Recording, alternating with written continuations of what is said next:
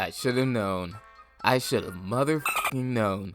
I should have known as soon as this nigga redirected a goddamn airbag flying at point blank range with his bare hands and surviving a wreck like he was fucking Captain America that this was all some bullshit. Like, the dude did poorly on a career aptitude test, but they said on the plus side, he scored in the 98th percentile in protective instincts, so it's all good. The fuck does that even mean? So, apparently, we've been getting lied to for the past 15 years. Last week, news struck that longtime NFL veteran and star of the classic late 2000s come-up story, The Blind Side, was suing his supposed adopted family, the Tuohys, for tricking him into a conservatorship over an actual adoption, and that he has not seen a single cent of the profits generated from the film. See, shit like this is why I have trust issues. The only thing I will give this movie is that Sandra Bullock was looking fine as hell throughout the entire film. That was some top shelf milk, and I will forever commend the casting director for that. If this allegation is actually true though, that is some truly evil shit. But before I start throwing accusations at anyone, let me explain this whole situation because there's a lot of layers in it, and it's gonna get a little confusing trying to actually pick a side once I actually tell you all the details that gets into the situation. Now, in the original film, The Blind Side, it depicts Oher's story as a down-on-his-luck teen who has been going from foster care home to foster care home all his life because his mom was drug addicted until he got fostered and cared for by a a nice wealthy family who gave him support, help him pursue football, and get his grades up so he can go to college and eventually make it into the NFL. Well, allegedly, all, or at least most of that, is bullshit. According to Michael, he was unaware to the fact that he was not actually adopted and just became aware of the conservatorship very recently, which is the reason for the accusations so many years later, like it's been about 19 years. Apparently, Michael, at the age of 18, had his legal rights appointed to the Tuohy family by a Tennessee judge. This ruling granted power of attorney to the family and declared that Oher would not be allowed to enter any contracts without the direct approval of the family, which brings into question, how the hell did he get himself in this situation? Because according to Tennessee law, conservatorships can only be imposed on people who can't care for themselves, and that it requires clear and convincing evidence. According to the judge, there seems to have been an agreement on both sides that this conservatorship was in Michael's best interest, but like many much more qualified individuals than me have stated before me, this is just not the law. If he has no disability, then why sign his legal rights away? If it was that serious, then just see about getting an adult adoption.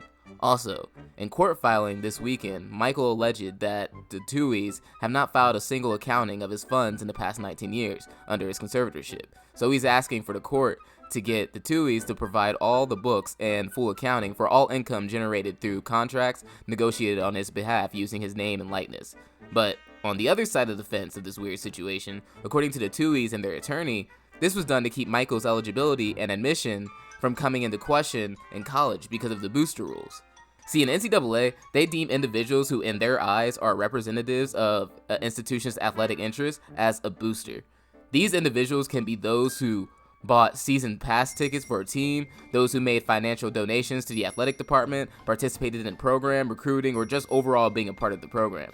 But once you get deemed a booster, you are barred from making any direct contact with potential prospects, like giving them any money or quote-unquote financial incentives, provide any gifts, employment, or just overall provide any material benefit that would further incentivize the prospect to go to the institution. And this is where the Tuohys come in. See, Sean and Leanne both attended Ole Miss. Sean was a member of the basketball team, Leanne was a cheerleader. They also donated to the athletic program in the past, so they would both be categorized as boosters. So in order to avoid running into trouble when Michael chose to commit to Ole Miss to pursue college football, they went with the conservatorship route to avoid running into issues. But that brings into question, why didn't they just get Michael to look at any other Power 5 program? He got an offer from pretty much all of them. Or I don't know, just get an adult adoption. It's legal in the state of Tennessee. Even though the Tuohys and their attorney are very adamant that the conservatorship situation was only about football, it's just like, how do I put this? If I were to assume the best, and assume that there was no foul play at work here, if their intentions were only football, then why the fuck did they not just dissolve the conservatorship after he started attending school or when he got into the NFL? Like, I understand that they weren't worrying about it at a certain point, but it just seems like they are just leaving the back door open for trouble. And on the other end of the spectrum, how did it take Michael so long to realize that he was under a conservatorship? Like, you are telling me throughout all 8 years in the league, you didn't pick up anything sus from your agents or when you were looking over league contracts and things of that nature? I don't know, this entire situation is weird, and there's so many layers and just donkey brain decisions from both sides that it's hard for me to even start pointing fingers at any one party. Don't forget to like, comment, and subscribe, and I'll be back pretty soon. Going to be doing a new system where I'll be updating the channel with my covers of dumb situations like this, weekly or every other week, while I work on bigger, longer vids in the background that I'll drop sporadically. Man, if I was in Michael's place in this movie, this would have been an entirely different film, man, I'm telling you.